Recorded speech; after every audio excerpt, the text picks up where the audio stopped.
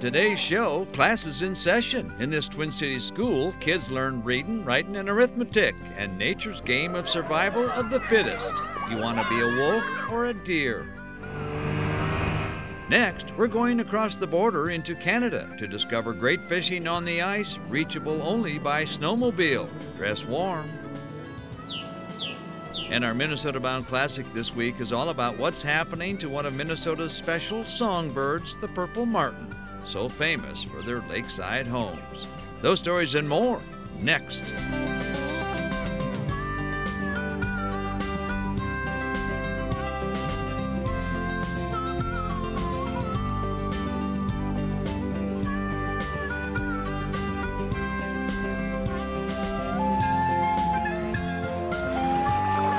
Minnesota Bound.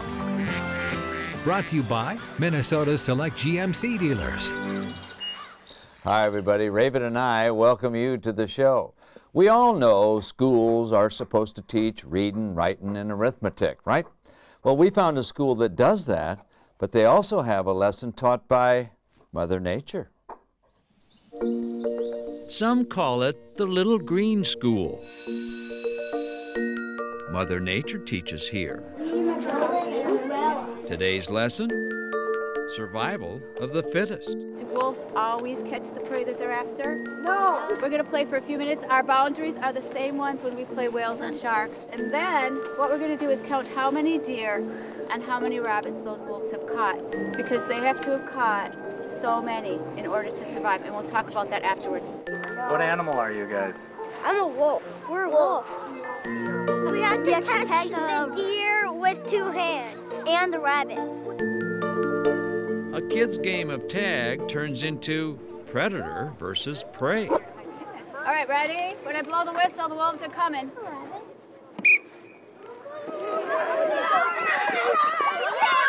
We talked about what a predator and prey are. So we have 4 students being wolves, and they're trying to catch deer and rabbits. All right, go back out there, because wolves are going to start catching. At the end of the round, we're going to count how many deer and how many rabbits they caught. They're worth points, and if they have enough points, they survived. If they don't have enough points, they do not survive. So. Call it arithmetic combined with a lesson about the cycle of life. The emphasis at this school is teaching in a way that the kids can learn in an environment where it might be a real setting. There's still books, there's still math books, there's still reading books, but if a teacher, for example, has an opportunity to take the kids down to the Mississippi River, get a water sampling, and look at that water sampling under a microscope, most of the teachers here feel that that's a much better way for the kids to learn about science instead of just opening a science book and reading about it. Opening in 2008, Natural Science Academy is a public charter school, grade kindergarten through 5th in St. Paul Park, and one of only a few schools in Minnesota with a curriculum emphasizing environment for its 55 students. We call ourselves the Loons.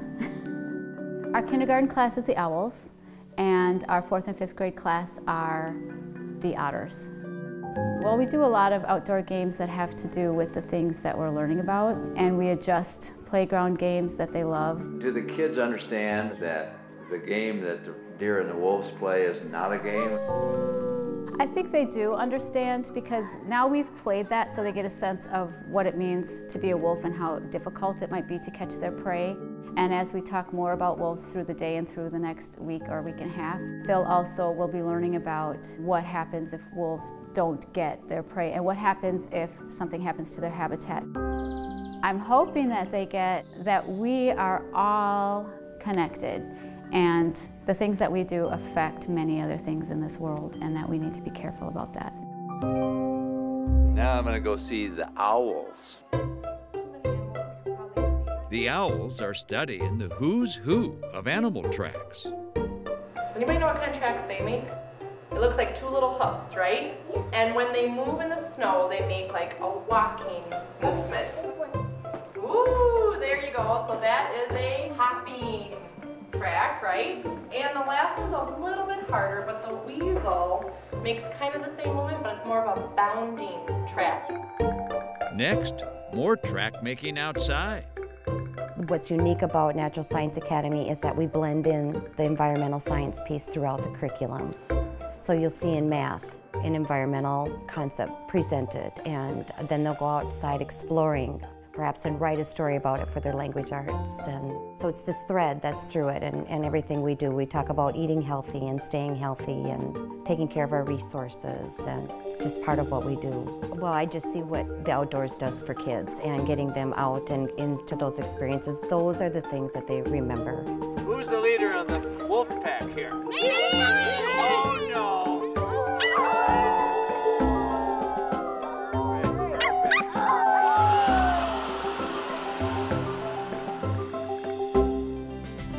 There we go. When we return, we're heading north into wintry Canada to chase fish via snowmobile and to use a most unusual fishing gear. Watch your bobber. Minnesota Bound, brought to you by Minnesota's select GMC dealers. Renewal by Anderson, Connecticut, and by Rapala.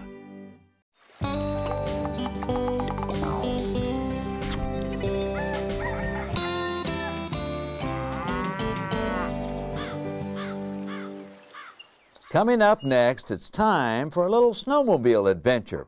We're going across the border into Canada, and our man about the woods, Bill Shirk, has the throttle.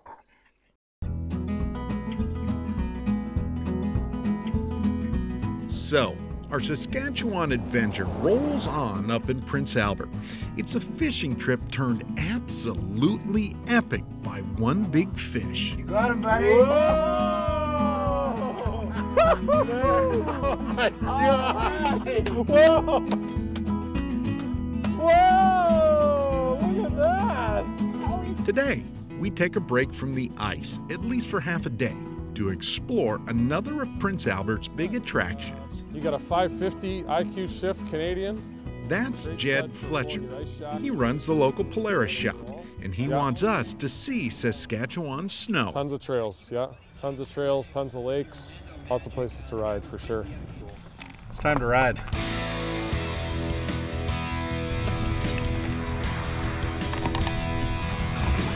We're going snowmobiling. Whoops. Politically correct up here, they're called snow machines. And around these parts, they're a preferred means of winter travel. Just ask my riding partner. Days like today where the weather is absolutely perfect, and it just feels like you want to get on and ride for hours.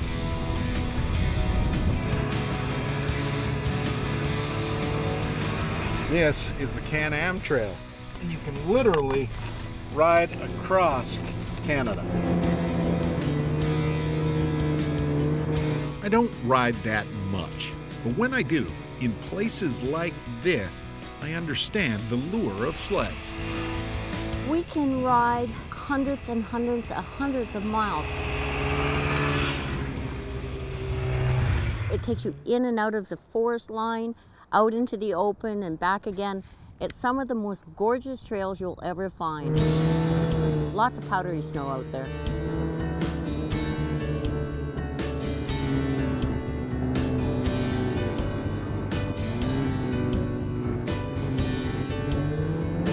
Saskatchewan is not flat, contrary to belief.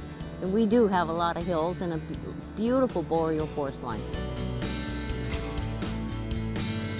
Oh, what a fun ride.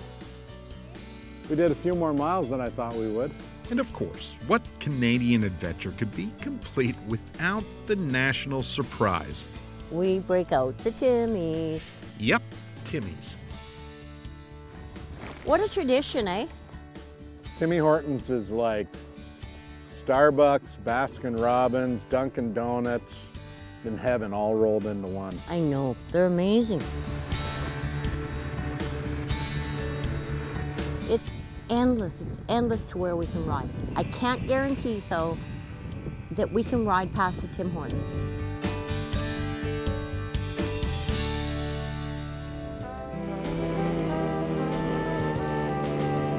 When we come back, we'll resume our winter adventure into Canada's Northland. Closed captioning is brought to you by the Yard, premier manufacturers of maintenance-free outdoor patio furniture and accessories from recycled plastic.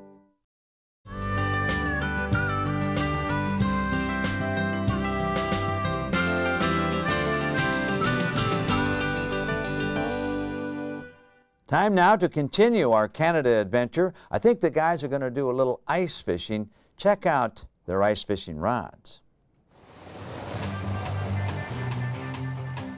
Saskatchewan anglers fish by different standards. It's a different world up here in Prince Albert. Oh.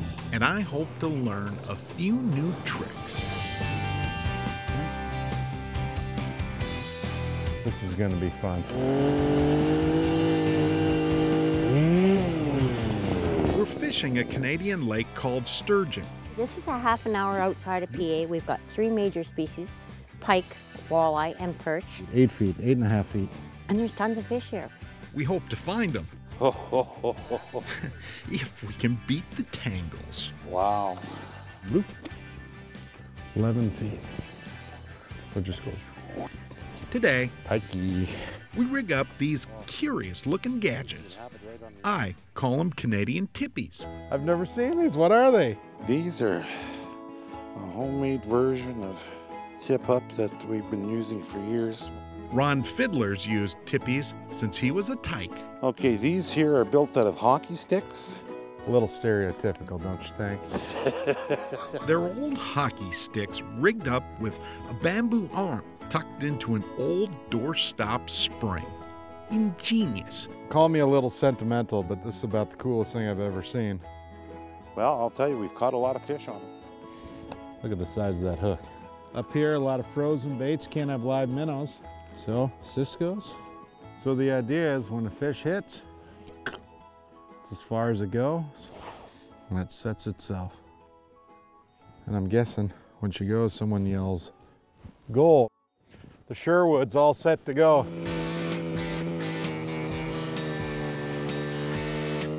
While we wait on the first tippy, we get to Holly Chow's favorite form of fishing. I truly, truly love catching perch.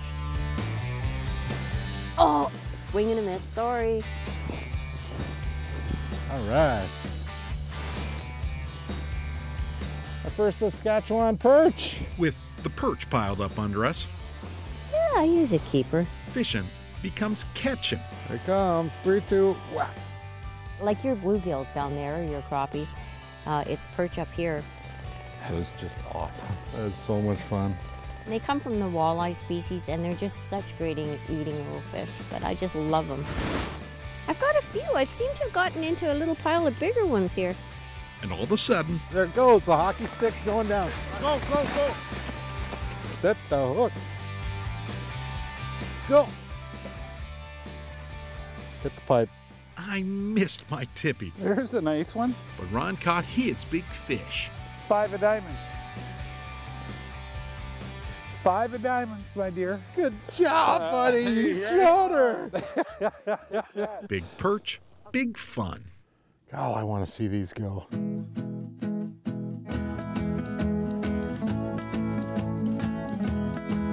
Holly isn't as excited.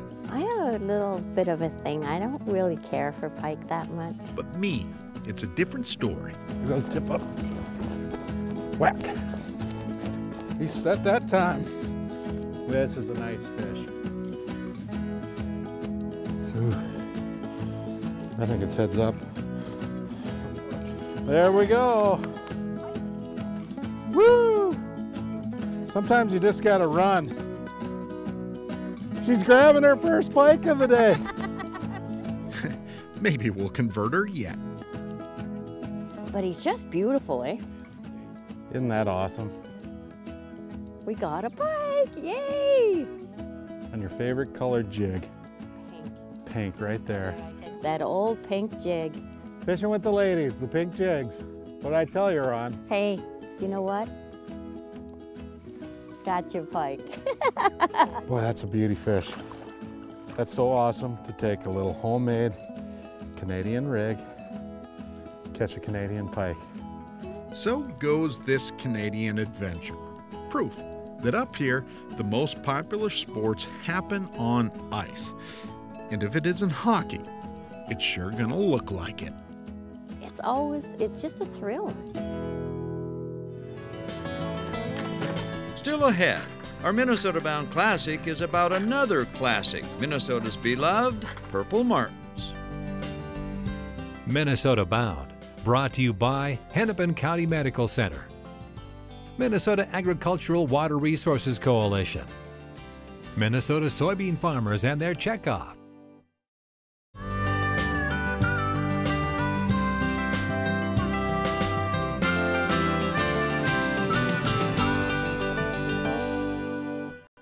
Time now to check out one of Minnesota's most beloved birds, the purple martin. It is being helped in a very special place where I guess you'd expect to be helped.